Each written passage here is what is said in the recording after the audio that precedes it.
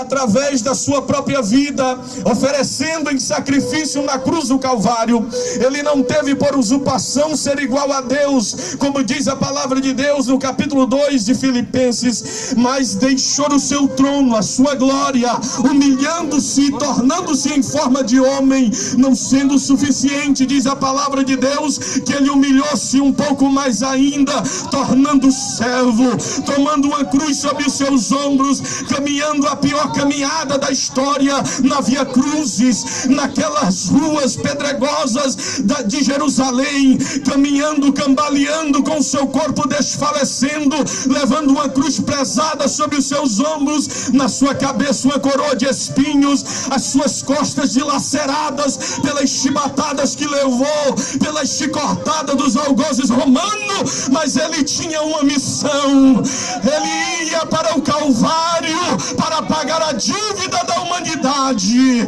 para triunfar sobre a morte e sobre o pecado e abrir uma porta de salvação para a humanidade perdida. Aleluia. Aleluia. Glória a Deus. Aleluia. Glória a Deus. Quando se fala em desfazer, ele se manifestou para desfazer. Nos retrata um sentimento de triunfo. Parece apenas uma luta, uma guerra. Mas Jesus Cristo, ao contrário dos grandes heróis e dos grandes guerreiros da história, ele não triunfou sobre o pecado, sobre a morte, sobre Satanás, montado em um cavalo como Alexandre o Grande, como grandes guerreiros da história. Ao contrário desses grandes homens que permearam essa terra, ele triunfou sobre a morte, sobre o pecado e sobre Satanás, com uma cruz sobre os seus ombros, com chibatadas nas suas costas, com cuspe no seu rosto. Aquele soldado esbofeteava o seu rosto e dizia: profetiza agora quem te bateu, porque ele estava com os olhos vendados. Mas o sentimento de Jesus era perdão. Era perdão. Aleluia. Aleluia. Penduraram ele em uma cruz. As pessoas passavam e maneavam a cabeça, zombavam dele. Aleluia. Colocaram em cima da sua cruz, como uma forma irônica: eis aqui o Salvador dos judeus. Aleluia. Aleluia. Mas sabe qual era o sentimento de Jesus Cristo? O sentimento de Jesus era: olhou para a multidão zombando dele, olhou para os seus algozes, olhou para os soldados romanos, e viam alegria na face de muitos festejando a sua morte.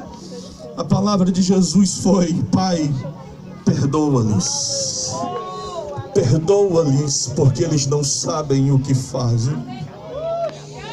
Aleluia. Aleluia. Talvez você tenha andado errante. Talvez os pecados que você tem cometido ofendam a Deus, a Jesus e ao seu sacrifício. Mas assim como ele liberou perdão pendurado na cruz, ele está de braços abertos, não em uma cruz, já glorificado. Ele está aqui nesta noite dizendo: vinde a mim todos vós que estáis cansados e sobrecarregados, e eu vos aliviarei. Ele tem perdão nesta noite. Perdão para o aflito, perdão para o cansado, perdão para o perdido, perdão para o abandonado, perdão para o angustiado, perdão para o depressivo, perdão para o drogado, perdão para a prostituta, perdão para o criminoso. Não importa o que você é, não importa o que você faz, Jesus ainda libera perdão, Jesus ainda restaura, Jesus ainda liberta, transforma o homem, prepara para um dia subir no arrebatamento para morar com ele na glória. E no capítulo 16 do Evangelho de João, versículo 7 em diante, Jesus começa a ter uma conversa com os discípulos que para os discípulos não foi tão agradável. Jesus começa a dizer aos seus discípulos que estará com ele cerca de 3 anos e meio, Talvez seja difícil nós compreendermos, mas para os discípulos que acordavam e dormiam ao lado do mestre, caminhavam, viram ele fazer milagres, operar maravilhas, pregar o evangelho, Jesus aparece para eles e diz: é necessário que eu morra e que eu volte para o meu lugar. Ali houve um choque nos discípulos, porque eles não aceitavam a ausência do mestre. Mas aí Jesus disse: é necessário que eu vá para que ele venha. E quando eu for, eu vou enviar o Consolador, o Espírito da verdade. Eu fiz a obra na cruz do Calvário. Eu morri pela humanidade, eu triunfei sobre a morte, sobre o pecado. O pecado já não tem mais poder sobre a humanidade. Agora a humanidade está dominada pelo pecado, por Satanás. E diz a palavra de Deus que o Deus deste século cegou o entendimento dos homens para que não resplandeça o evangelho. Mas Jesus disse para os discípulos: eu vou, mas eu vou enviar o Espírito Santo. Ele vai ter duas funções: ele vai ser consolador da igreja e ele vai convencer o mundo. Convencer de quê? Do pecado, da justiça e do juízo. Eis aqui a mensagem que eu quero trazer para a sua vida nesta noite. O Espírito Santo da verdade se manifestou, desceu no dia de Pentecostes, e foi evidente o seu derramamento naquele dia. E ele está aqui presente nesta noite, e ele está aqui na função de convencer o homem do pecado. Glória a Deus, aleluia. Oh, aleluias. O Espírito Santo está aqui nesta noite para mostrar para você que esta vida miserável que você leva não é vida, que a forma de vida que você está vivendo não agrada a Deus. Ele está confrontando a tua incredulidade e mostrando para você que a vida que você está vivendo é uma vida miserável e que não há esperança para quem vive no pecado, porque diz a palavra de Deus que o salário do pecado é a morte, que todos pecaram e destituídos estão da glória de Deus, que o pecado faz separação entre o homem e Deus. Aleluias. O Espírito Santo confronta a tua incredulidade nesta noite. O Espírito Santo mostra o teu pecado nesta noite. O Espírito Santo confronta a tua consciência nesta noite, e ele te convence que tu estás errado, que tu não é nada sem Deus, que Jesus Cristo é a única solução para a tua vida e para o teu problema. Você vai bater em várias portas e vão fechar a porta na tua cara. Você vai depositar expectativas e esperanças em vários caminhos e vai ter frustração. Mas nesta noite Jesus está dizendo: eu sou a porta, eu sou o caminho, eu sou a verdade e a vida. O Espírito Santo está aqui nesta noite para te convencer da justiça. O pecado traz destruição, leva o homem à miséria, à ruína. Satanás, através do pecado, leva o homem à lama, ao pó. Se nós dessemos a oportunidade aos irmãos que aqui estão, nós ouviríamos testemunhos de homens que viveram no alcoolismo, nas drogas, na prostituição. Mas diz a palavra de Deus em Romanos: aonde abundou o pecado, superabundou a graça. Aleluias. Mas eu quero te dizer nesta noite que só é possível haver a salvação através da justiça de Deus. É por isso que o Espírito Santo te trouxe aqui nesta noite, porque ele quer te convencer da justiça.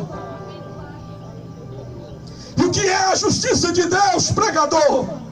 A justiça de Deus é Jesus Cristo crucificado.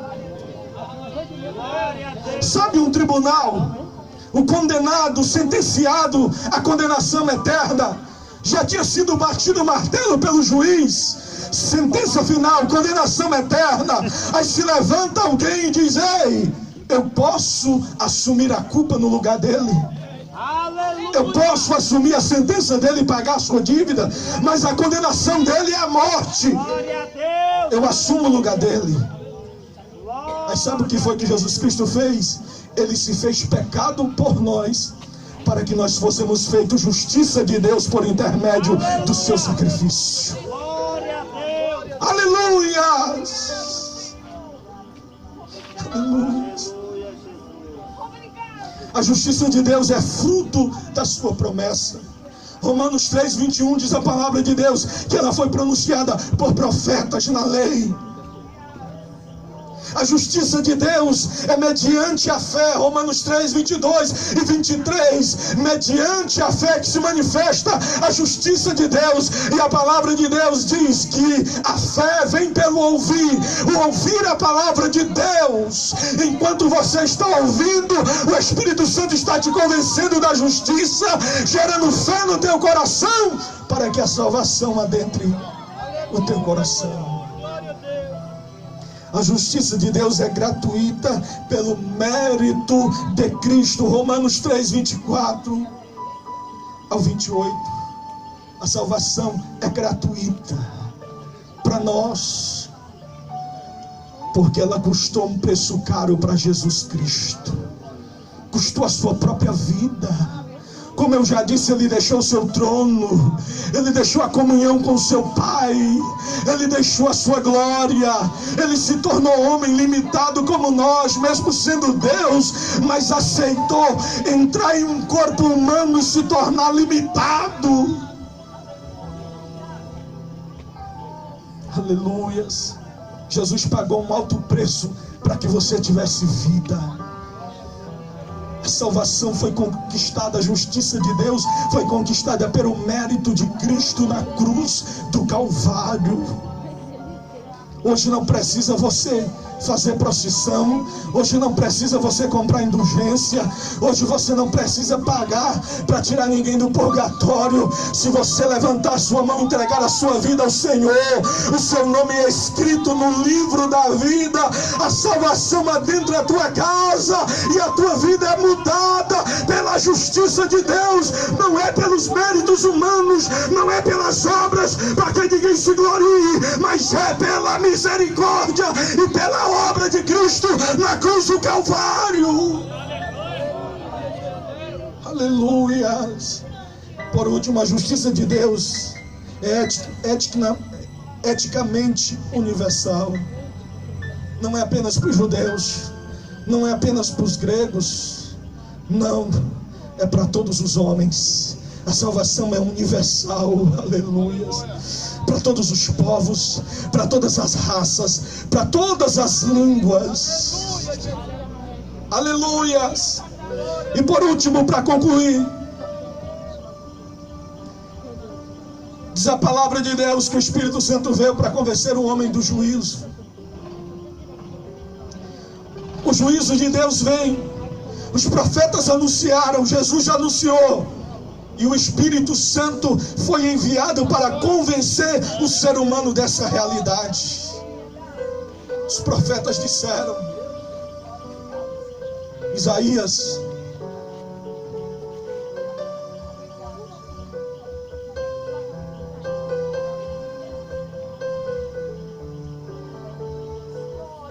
profeta Isaías, no capítulo 61,